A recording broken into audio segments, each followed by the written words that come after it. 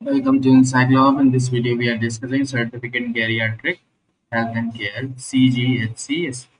So इसमें यहाँ पे असाइनमेंट्स जो है आपका जो कोड है वो है BHT106 अब यहाँ पे जैसे कि आप देख पा रहे हैं 30 नवंबर 2025 का लास्ट डेट है। BHT106 कोर्स कोड है और इसके मार्क्स जो है 30 मार्क्स।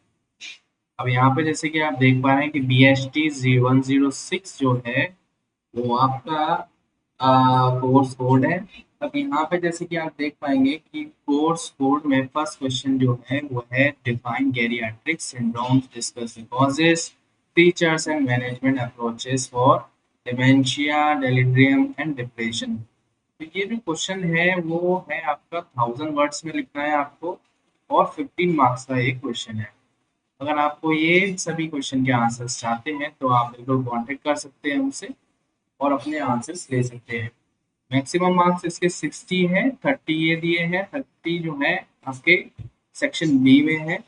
किसी भी तरह के आपको हेल्प चाहिए तो आप हमसे कांटेक्ट कर सकते हैं, मैसेज कर सकते हैं व्हाट्सएप पर और अपनी जानकारी ले सकते हैं कोर्स से रिलेटेड या फिर असाइनमेंट से रिलेटेड, प्रोजेक्ट से related. Thank you so much for watching. मिलते हैं व्हाट्सएप पर।